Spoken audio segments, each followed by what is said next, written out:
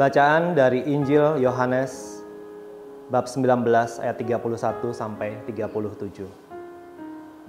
Karena hari itu hari persiapan, dan supaya pada hari Sabat mayat-mayat itu tidak tinggal tergantung pada kayu salib, sebab Sabat itu adalah hari yang besar, maka datanglah orang-orang Yahudi kepada Pilatus dan meminta kepadanya supaya kaki orang-orang itu dipatahkan dan mayat-mayatnya diturunkan. Maka datanglah prajurit-prajurit lalu mematahkan kaki orang yang pertama dan kaki orang yang lain yang disalibkan bersama-sama dengan Yesus. Tetapi ketika mereka sampai kepada Yesus dan melihat bahwa ia telah mati, mereka tidak mematahkan kakinya. Tetapi seorang dari antara prajurit itu menikam lambungnya dengan tombak, dan segera mengalir keluar darah dan air. Dan orang yang melihat hal itu sendiri yang mengatakan kebenaran, supaya kamu juga percaya. Sebab hal itu terjadi supaya genaplah yang tertulis dalam kitab suci. Tidak ada tulangnya yang akan dipatahkan. Dan ada pula nas yang mengatakan, mereka akan memandang kepada Dia yang telah mereka tikam. Demikianlah sabda Tuhan. Shalom Bapak Ibu Saudara-saudari yang terkasih, sahabat-sahabat geni semuanya. Perkenalkan, nama saya Ari Mardawa Kencana. Saya dari Persekutuan Doa Santa Maria Immaculata Tabanan. Lambung Yesus yang ditikam, darah dan air mengalir dari tikaman tersebut. Peristiwa Yesus yang ditikam hanya diceritakan di dalam Injil Yohanes. Tidak ditemukan cerita ini, peristiwa ini di dalam ketiga Injil sinoptik yang lain. Injil Yohanes memang ditulis untuk orang-orang yang sudah mengenal Injil sinoptik, untuk ditulis untuk orang-orang yang sudah percaya dan sudah memiliki pengetahuan, sudah memiliki iman, sudah memiliki pengetahuan umum tentang Yesus, untuk menyampaikan wawasan yang lebih mendalam tentang siapa itu Yesus dan apa misi perutusannya.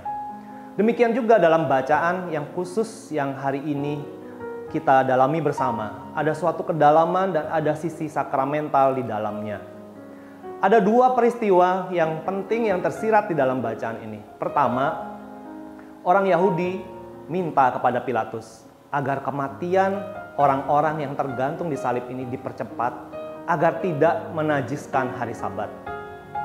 Kalau orang Romawi biasanya mereka akan membiarkan orang-orang itu tergantung sampai mati sendiri. Entah beberapa jam, entah beberapa hari, mereka akan mati perlahan-lahan. Tetapi bagi orang Yahudi, mereka menganggap besok hari Sabat, maka akan menajiskan apabila masih ada mayat yang tergantung di sana. Maka mereka meminta secara khusus kepada Pilatus agar mereka dibunuh lebih cepat. Tidak elok rasanya bila masih ada mayat tergantung di salib pada hari Sabat. Mereka harus mati sebelum hari Sabat. Maka dua orang yang belum mati dipatahkan kakinya, agar ketika kaki dipatahkan, mereka tidak lagi menopang tubuhnya dan di tengah kesakitan mereka akan sesak nafas, kemudian mereka mati lebih cepat. Cara mati yang sungguh-sungguh sangat mengerikan. Secara tidak langsung orang-orang Yahudi ini mereka membunuh orang yang belum waktunya mati. Semua hanya demi hari Sabat. Hati yang tega demi menjalankan hukum agama. Sementara pada peristiwa kedua, Yesus sendiri dikisahkan sudah mati. Tetapi untuk memastikan bahwa Yesus sudah mati, seorang prajurit menikam lambung sisi kiri Yesus agar menembus lambung dan jantung yang berada di sisi kiri. Dan secara ajaib mengalirlah darah dan air.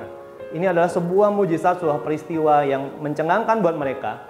Karena penikam itu melihat dengan terpesona, di mana seharusnya di dalam keadaan orang-orang yang keadaan tersiksa berat, memikul salib bahkan disalibkan, biasanya mereka akan kehilangan darah dan kehilangan begitu banyak air. Sehingga tidak mungkin lagi ketika dia ditombak akan mengeluarkan begitu banyak darah dan air. Apalagi sampai dikatakan darah dan air yang mengalir dari luka Yesus. Darah dan air adalah mujizat dan tanda sakramental bagi para pembaca Injil Yohanes bahwa ada perdamaian antara manusia dan Allah ketika Yesus ada di salib. Tanda sakramental bahwa ada pertobatan dan ada baptis. Hal ini sama persis seperti adat Yom Kippur, yaitu adat Yahudi yang sangat tinggi, hari yang paling suci bagi mereka, yaitu Sabat tertinggi mereka, hari perdamaian antara manusia dan Allah yang ditandai dengan darah dan air yang kita baca bersama-sama dalam Imamat bab 16. Tetapi kali ini bukan imam seorang manusia yang mengaturkan korban darah dan air, tetapi Allah sendiri yang mengorbankan dirinya dan memberikan darah dan air sebagai tanda perdamaian. Ini adalah saat rekonsiliasi antara Allah dengan manusia dan pengampunan dosa-dosa manusia karena kerahiman Allah. Bapak, Ibu, Saudara-saudara yang terkasih, sahabat-sahabat geni semua ya. Hari ini adalah hari raya hati Yesus yang Maha Kudus. Apakah teman-teman, Bapak, Ibu pernah melihat suatu gambar Yesus dengan baju, kemudian hatinya berada di luar bajunya dan ada mahkota yang mengelilingi hati Yesus itu. Dan yang menarik adalah mahkota yang mengelilingi hati itu bukanlah mahkota emas atau mahkota berlian yang berhiaskan begitu banyak yang barang-barang yang luar biasa, tetapi mahkota duri yang mengelilingi hati Yesus. Itulah gambar hati kudus Yesus yang gereja rayakan, kita rayakan bersama-sama pada hari ini. Hatinya digambarkan memakai mahkota duri, hati yang bermahkota duri yang mau berkorban menjadi tanda perdamaian dan penebusan dosa. Hati menjadi sangat penting, terutama dari simbolik orang-orang Yahudi, orang Israel. Ketika menyebut hati, mereka melambangkan keseluruhan diri seseorang. Ketika seorang laki-laki misalnya memberi hati kepada seorang wanita, artinya dia memberi keseluruhan dirinya untuk wanita tersebut. Atau seorang ibu yang memberi hatinya untuk anaknya atau keluarganya, artinya dia memberi bukan hanya hatinya, tapi keseluruhan dirinya untuk anak dan keluarganya. Jadi peran hati ini sangat penting.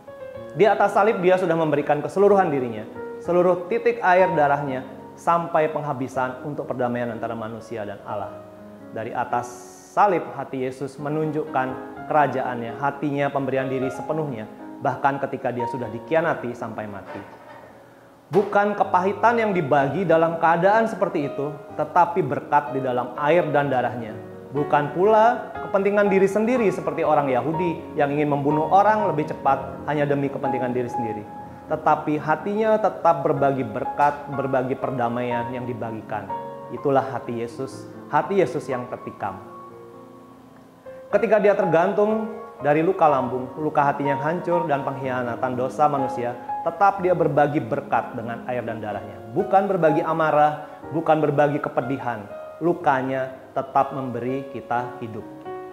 Inilah hati kudus yang bermahkotakan duri, kerelaan, pengorbanan. Model hatinya yang dia inginkan ada di tengah kita. Di rumah kita, di rumah Bapak, Ibu, Saudara-saudari, di pekerjaan kita, di keseharian kita. Hati yang bermahkotakan pengorbanan. Hati yang walau ditikam masih berbagai berkat, bukan kepahitan. Ini tidak mudah, Bapak, Ibu, Saudara-saudari. Ketika hati kita tersakiti, kita seringkali secara keseluruhan kita merasa hidup kita disakiti dan kita akan marah. Kita sering sekali berucap begini, aku ini manusia biasa. Kalau hatiku ini terluka, aku akan sangat sulit sembuh. Bahkan kadang ketika hati kita terluka, kita mau berbagi luka itu buat orang lain. Ini yang cenderung kita lakukan bersama. Mari Bapak, Ibu, Saudara-saudari yang terkasih, di dalam hari raya hati Yesus yang Maha Kudus ini, kita juga minta Roh Kudus mengubah kita, memberi kita daya juang untuk merubah hati kita agar hati kita seperti hati Yesus yang walaupun dari salib tetap berbagi berkat, hati yang mau berkorban, hati yang kudus dan bermahkotakan duri, hati yang senantiasa mau melayani dalam keluarga kita, di dalam karya kita, dan juga di dalam keseharian kita. Tuhan memberkati kita semua. Amin.